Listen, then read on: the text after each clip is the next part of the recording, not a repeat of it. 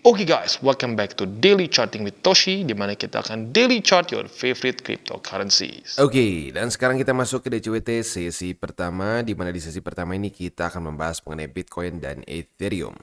Sebelum kita lanjut, seperti biasa gue ingatkan salah satu cara termudah untuk mendukung TCI adalah dengan like our video. Dan dalam 24 jam terakhir terjadi rally yang lumayan ya, sebesar 2,23%, market cap di 2,29 triliun US dollars. Bitcoin dominance meningkat 0,11% dan volume turun sebesar 29,38% ya.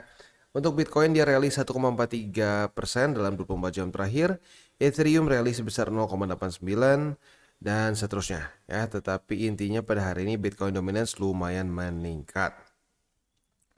Nah, kalau kita lihat di sini untuk BTC itu sebenarnya kemarin sih atau jam 7 pagi tadi tepatnya belum berhasil reclaim 62.000 ya. Dia itu close-nya di angka 61.789. Nah, kita lihat hari ini apakah Bitcoin bisa reclaim 62.000 atau tidak ya. Nah, untuk sekarang yang menjadi main support dari Bitcoin adalah 60.000 yang berhasil dari reclaim kemarin. Kalau sampai ini mulai dia bisa pertahankan sebagai support, nah ini bisa menjadi satu pertanda dia mulai stabil. Karena kalau kita lihat di sini dalam beberapa hari ke belakang cenderung bearish ya, terutama kemarin lusa di sini ya sempat bertahan di daerah 64 ribuan, tapi ya akhirnya nggak kuat juga. Nah, yang mungkin menjadi concern utama atau resisten yang siap-siap bisa menghajar adalah EMA 20 nih. Dan lagi-lagi nih, ini pembuktian bahwa saat terjadi death cross, itu banyak yang salah. Banyak orang yang berpikir bahwa death cross akan ngedam. Justru rata-ratanya ya kalau gue rasa lebih banyak dia malah rally saat dia death cross. Karena gini logikanya, death cross itu terjadi setelah ada EMA 20 ya, atau bukan cuma EMA 20 sih, sebenarnya bisa EMA apa aja. Yang penting MA yang lebih cepat, daily close atau weekly close di bawah dari MA yang lebih lamban begitu. Nah, kalau itu terjadi artinya dalam beberapa hari terakhir aset itu sedang turun. Nah, kalau udah beberapa hari turun saat death cross ya makanya lebih sering terjadi rally seperti di sini dibandingkan dengan dia ngedam begitu. Jadi ya yang serem tuh nanti belakangan kalau sampai dia udah ngejar ke sini ke reject, nah itu biasanya lebih dalam begitu. Nah, jadi PR besarnya adalah apakah dia bisa bertahan di atas dari 60.000 karena itu adalah satu angka psikologis ya. Dan kedua, apakah dia akan dihajar oleh si tukang pukul atau tidak alias EMA 20 ya. Nah, kalau dipukulin, nah ya sudah siap-siap kita ada possibility boom ke bawah gitu ya. Nah, selanjutnya kita lihat Ethereum. Untuk Ethereum kondisinya itu ya mirip-mirip sih ya, mirip-mirip juga dia rally. Dia kayaknya berhasil reclaim. Nih gue nggak tahu kenapa nih. Trading View dalam beberapa hari terakhir tuh kayaknya sedikit bolot gitu ya. Ya berhasil reclaim juga sih ya. Dia berhasil reclaim dan ya mungkin dia bisa nggak mempertahankan 3.396 sebagai support atau tidak gitu ya. Next kita lihat di sini nih, kita lihat dulu di XY ya. Untuk di XY kondisinya itu dia menguat kemarin, walaupun menguatnya itu dengan wick ya. Kita lihatnya mungkin gini deh, ini kan struktur baru.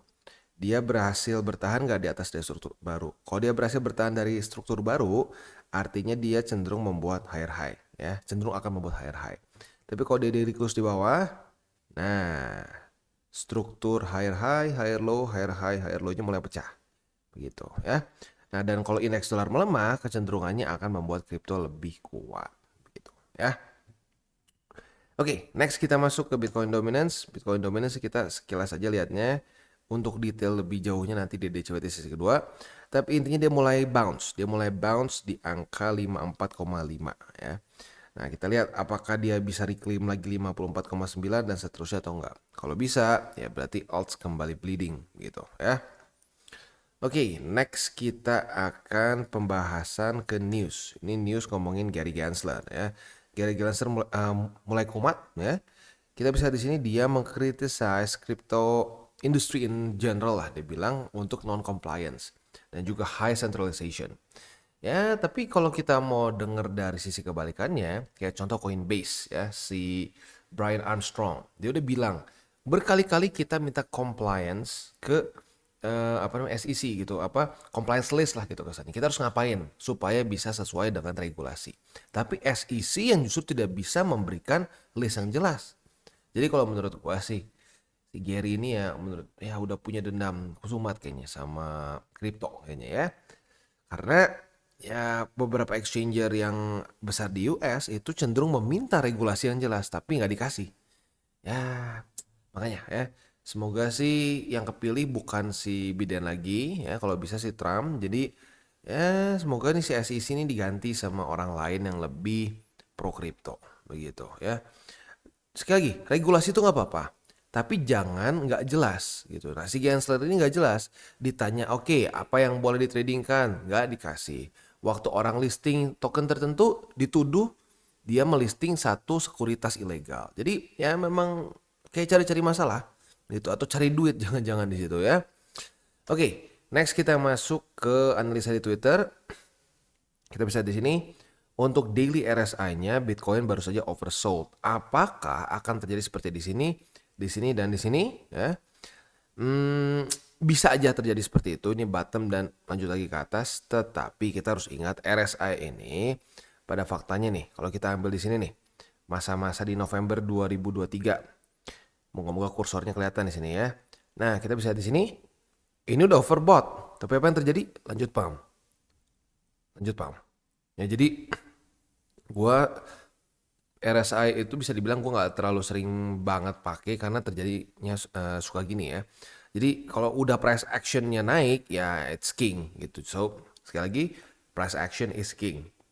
Jadi yang nggak ada yang kadang-kadang gimana ya? Kalau cuma dari filter gini tuh ya bener sih ini overbought. Tapi apa yang terjadi? Lanjut begitu.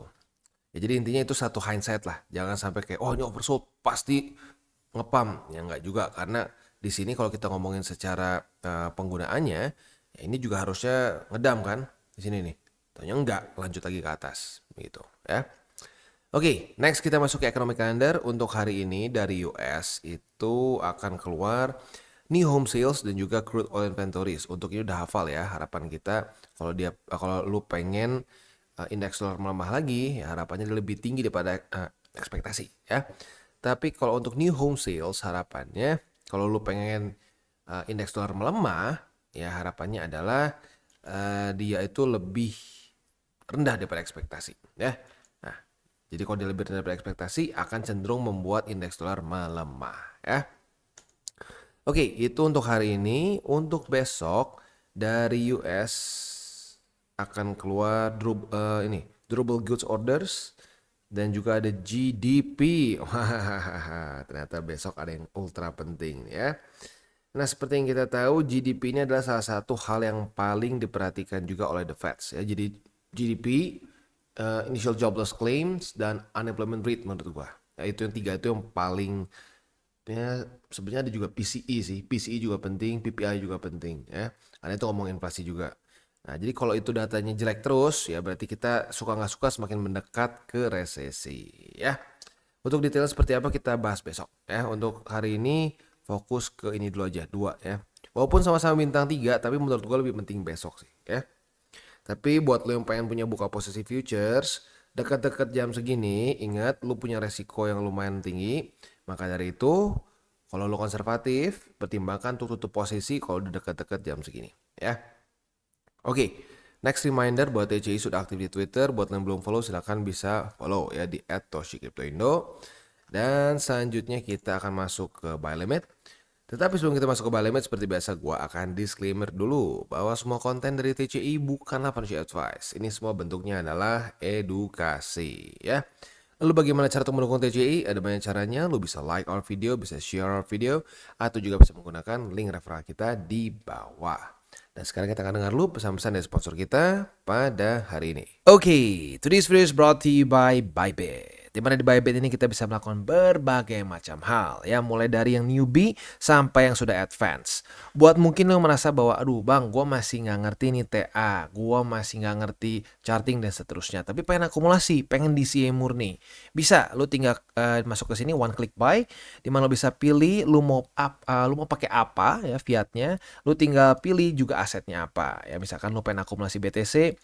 Misalkan setiap hari Senin jam 7 pagi, misalkan gue pengen akumulasi BTC sebesar Rp100.000 misalkan ya, lu bisa langsung lakukan di sini. Bisa peer to peer, bisa Dana, Bank BRI dan lain-lain. Ini gila ya, bisa pakai BCA Mobile dan seterusnya. Jadi Bybit ini memang cocok banget buat orang-orang yang tinggal di Indo ya, bisa langsung pakai bank-bank yang memang sudah biasa kita pakai di Indo ya. Nah, buat yang intermediate sampai advance juga di sini ada spot, nah, dan juga ada leverage tokens, dan tentu juga ada derivatives trading, di mana kita bisa menggunakan kontrak yang USDT maupun USDC. Jadi di sini lo bisa pakai USDC ya, karena nggak semua exchanger bisa menerima untuk futuresnya pakai USDC ya. Dan tentu juga lo bisa earning bunga juga dari kripto lo dan lain-lain. Dan tentu juga di sini kita bisa melakukan copy trade ya, di mana copy trade dari Bybit ini sudah cukup terkenal ya, dan kita bisa mendapatkan keuntungan juga. First copy trade kita bisa ada protection 100 USDT loss coverage ya, dan seterusnya ya. Jadi buat lo yang tertarik bisa silakan pakai, klik di link referral kita di bawah. Oke, dan sekarang kita masuk ke Bitcoin. Untuk Bitcoin kita bisa di sini dia berhasil mereclaim 60.800 ya. Artinya buy limit kedua kembali aktif di 60.800 dan buy limit ketiga di MA200 atau di 58.227. Nah, di waktu bersamaan kita bisa lihat di sini juga Bitcoin berhasil ya kembali daily close di atas dari BSB atau Bull Support Band ya. Nah, jadi seperti yang gue bilang, ini bukan daily, kita lihatnya weekly nanti. Saat kalau weekly berarti weekly close itu 4 hari lebih 21 jam lagi ke depan, dia weekly close di atas, berarti masih ada kesempatan. Tapi kalau di bawah, possibility dia untuk lebih dalam lagi itu semakin besar. Minimal membuat lower low ya, karena statistiknya kita sudah lihat ya berkali-kali sebelumnya, bahkan seperti ini pun lower low ya, tapi tipis. Nah, tapi kita nggak tahu kan lower low-nya akan seperti ini atau lower low seperti ini. Kita nggak bisa tebak ya, karena lagi-lagi market bukan punya kita ya. Nah, jadi yang paling penting adalah dia bisa bertahan nggak. Kalau dia nggak bisa bertahan di atas dari bull support band, kita expect volatility yang cenderung lebih ke bawah gitu ya. Oke, next kita akan masuk ke futuresnya ya. Untuk futuresnya, apabila terjadi retest 1, retest 2, ini sekarang belum ya. Kalau terjadi retest 1, retest 2 di 62.529, kita bisa buka posisi short dengan target TP di 60.800. Next kita masuk ke Ethereum. Untuk Ethereum dia berhasil reclaim 3.386 ya. Nah, artinya buy limit 2 kembali aktif lagi, mirip banget kayak Bitcoin ya. Buy limit kedua di angka 3.396 dan buy limit ketiga di angka 3.279. Itu untuk posisi spot di Ethereum. Untuk posisi futuresnya kita masih belum kebuka short ya, karena kemarin itu terjadinya reclaim ya, dia berhasil daily close di atas lagi dari struktur. Nah, mungkin sekarang kita bisa set up posisi short apabila kalau Ethereum besok itu daily closing di atas dari 3.386. Kalau di atas kita bisa limit posisi long, retest kedua otomatis kebuka posisi longnya, dan target TP kita di MA50 ya. Itu kurang lebih setup untuk di Bitcoin dan di Ethereum. Sekali lagi buat lo yang pengen pair favorit itu dimasukin ke DCWT sesi kedua, boleh komen di bawah. Apabila cukup banyak demandnya, kita akan masukkan ke DCWT sesi kedua ya. Oke, dan 3 golden rules jangan lupa. Jangan pakai uang panas, jangan over leverage, dan berpikirlah jangka panjang. Oke guys, jadi itu adalah akhir dari segmen DCWT kita pada hari ini. Dan jangan lupa bagi kalian yang merasakan manfaat dari segmen ini, jangan lupa untuk share ke teman-teman kalian. Dan apabila lu pengen mensupport channel kita, ya TCI, jangan lupa untuk menggunakan link referral kita di bawah.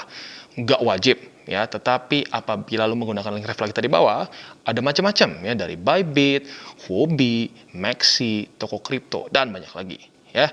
Ya, walaupun nggak wajib, tapi kalau menggunakan link referral kita, lu secara langsung membantu perkembangan dari TCI. Dan satu lagi, jangan lupa juga untuk join Telegram group kita, di mana kita bisa ngobrol-ngobrol santai mengenai dunia cryptocurrency secara 2 arah. So, jangan lupa untuk like, subscribe, klik the bell icon, and see you on the next video.